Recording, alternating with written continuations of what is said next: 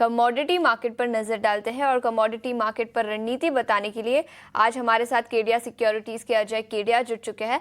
Mister Kedia, good morning और सबसे पहले हैप्पी न्यू ईयर आपको।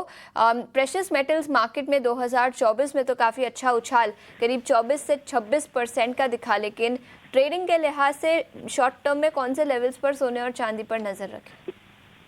Very good morning Ashish ji, आपको भी और सभी दर्शकों को वर्ष की शुभकामनाएं। डेफिनेटली 2024 था वो काफी शानदार रहा है बुलियंस के लिए। इनफैक्ट अगर 9% की ड्यूटी एडजस्टमेंट हटा दे तो लगभग 30% का रिटर्न कोई भी एसेट क्लास में मायने रखता है। 2025 में भी उम्मीद है कि सोना चांदी चमकता हुआ दिखाई देगा, जिधर से ग्लोबल टेंशन ये सब बने हुए। लेकिन ट्रेडिंग पॉइंट ऑफ व्यू से अगर आज की बात करें तो आज हॉलीडे मूड है, वॉल्यूम्स कुछ भी नहीं है और साथ में डेटा पॉइंट भी कुछ भी नहीं। इसके लिए मार्केट एक दायरे में रहेगा। पिछले 2 दिन से ये दायरा मेंटेन है। 76,500 पे गोल्ड को लेना है, 76,200 का स्टॉप लॉस लगाना है, 76,900 से 77,000 तक का लेवल गोल्ड में दिख सकता है।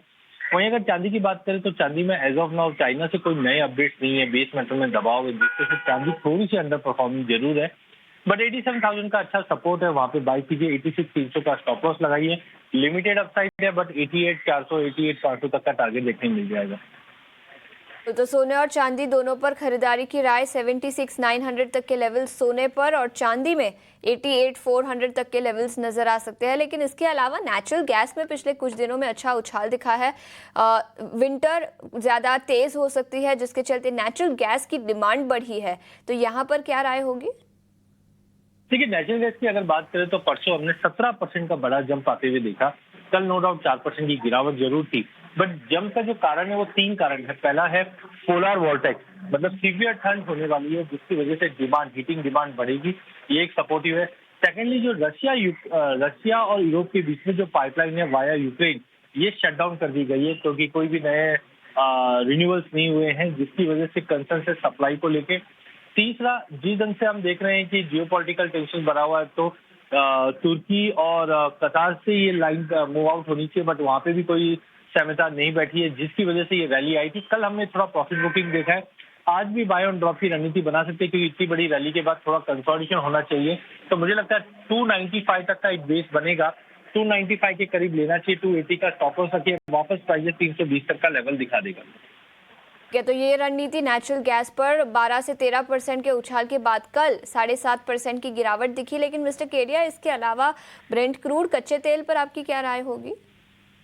देखिए, कच्चे तेल का 2025 का जो आउटलुक है वो थोड़ा नेगेटिव दिख रहा है। ओवर सप्लाई रहने की उम्मीद है। दूसरी तरफ डिमांड कहीं पे भी दिखाई नहीं दे रही है एज ऑफ नाउ। लेकिन मेरा मानना है कि टेक्निकल चार्ट के ऊपर एक ब्रेकआउट की तैयारी कर रहा है। ब्रांड कंसिस्टेंटली 73 के ऊपर अच्छे से होल्ड कर रहा है। अगर कोई जियोपॉलिटिकल ट्रिगर आता है डोनाल्ड ट्रंप के इरा में, तो डेफिनेटली एक बड़ा अपसाइड आ सकता है। But trade point of view से आज के लिए देखें तो मार्केट 6120 के करीब लेके चलिए। 6040 का स्टॉप लॉस लगाइए। लिमिटेड अपसाइड रहेगा जो 6240 तक का लेवल दिखा सकता है।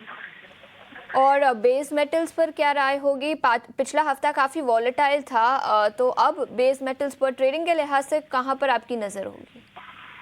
देखिए, बेस मेटल में कॉपर एज ऑफ नाउ कोई क्लियर डायरेक्शन नहीं दे पा रहा है, ना ही 790 के नीचे जा पा रहा है, ना 810 के ऊपर। लेकिन 2 कमोडिटी ऐसी है जो काफी स्ट्रांग दिखाई दे रही, वो है जिंक और एल्यूमिनियम। जहाँ पे जिंक के अंदर 278 पे लिया जा सकता है, 276 के स्टॉप लॉस से। टारगेट 281 का रखेंगे। वहीं जिंक भी 240 के ऊपर अच्छे से होल्ड है। तो यहाँ पे मुझे लगता है कि जैसे स्मेल्टर्स ने प्रोडक्शन स्टॉप किए हैं, ये सपोर्ट देता हुआ दिखाई देगा। 241 में लीजिए, 239 का स्टॉप लॉस रखिए, 244 तक का टारगेट रहेगा। चाइना से जिस ढंग से स्टिमुलस की होप 2024 में रही है, 2025 में छुट्टी पे जाने से पहले कोई अगर एक्शन होता है तो डेफिनेटली ये 2 कमोडिटी को ज्यादा बेनिफिट मिलता हुआ दिखेगा।